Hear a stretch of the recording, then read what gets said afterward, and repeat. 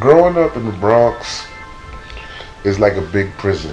It's just got a lot more yard time. You see metal detectors in school, you see metal detectors in jail. Mess halls is in jail, mess halls is in school. So going to jail, it was like being at home again. It wasn't really scary to me.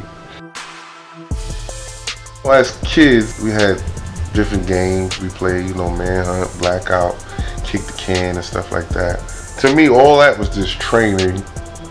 When we started selling drugs, that's all we was doing. We stopped playing those games and we started running from cops. I say I got involved with negative things when I was like 14 and started off cutting schools. Then I started getting influenced by, the kids come home nice sneakers and stuff like that. And, I went to my mom's first and, I don't got it. And I started selling drugs at 15. 15 years old, I started selling drugs. There's people that live off of selling drugs, and it's a cutthroat business. And there's no other way to govern it. The only way to govern it is by being ruthless. That's when the guns came involved, people shooting each other for just because this is my corner where I sell at, and this is where I live at, and you shouldn't be here, and people get shot like that.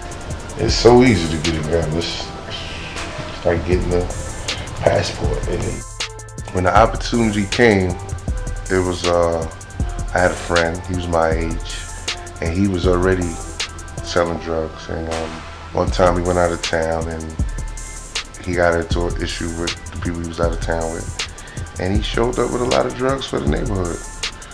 And me and him and 3 other people sold it in the neighborhood. And that's how it started from there. The constant going to jail and the constant getting shot at and stuff like that. And I knew, I'm not gonna live too long if I keep living this way. And the talk from my mom's, and when she stopped talking, that's when I panicked, because she used to stay on my case, but then it's like I wasn't listening and she just shut down. I'm not gonna say she gave up on me, but she felt like she couldn't reach me, and that was kind of frightening for me. I wanted to stop, but I'm still caught up with making money, the image I built up. When I'm by myself, I might say, I don't like this, but when I go outside, people expect you to be a certain way. And when you're young, it's hard to do different things. I don't know, I just think me going to jail and losing B.O., my friend, that's what really changed me, Okay. And having my kids. B.O., when he passed away, part of me died too. That was my buddy. He was there for me with the negative, even with the positive. He was always there. It was one time on my birthday, I ain't have $1 or nothing. Or wasn't expecting nobody to come to the house or whatever. He rings my bell 8 in the morning. And he, what you doing? Happy birthday, whatever. And just little things like that. When he passed away, it changed me, and it had me feel like I don't really want to do this no more, you know what I mean? Because I look at his sons, like they don't have no dad around. I don't want my daughters going through that. So that part right there was the reason why I changed. It was really B.O. Got shot in the head 3 times.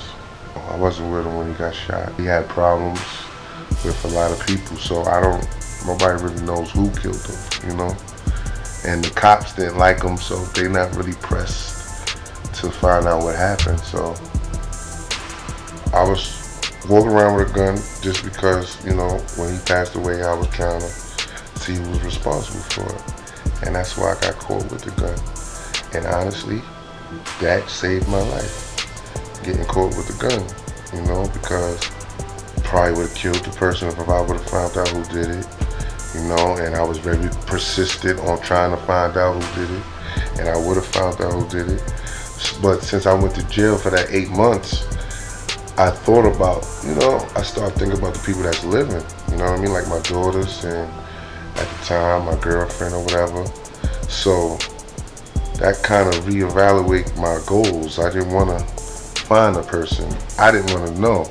You know what I mean? Because then I have a decision to make. So getting caught with that gun kind of saved my life.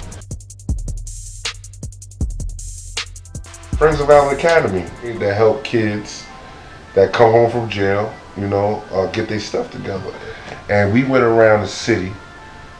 We just tell our presentations, life before jail, life after jail, and what you're doing now. And that got me to Howard University to speak. It's not just one thing, you know, because you could take away the guns. You know, guns don't kill people, people kill people. It's the teaching that you have to go to these urban neighborhoods and kind of make it cool to not kill people. They have to unlearn this stuff. If you teach them how to love themselves or have any type of love for a human being, it'll work out, man, because I know the toughest people, they want to change. All I could do is be an example, you know, being that I came from that. When I was in that, I was the main negative person. So to see me change, it'll kind of motivate the next person to change, you know?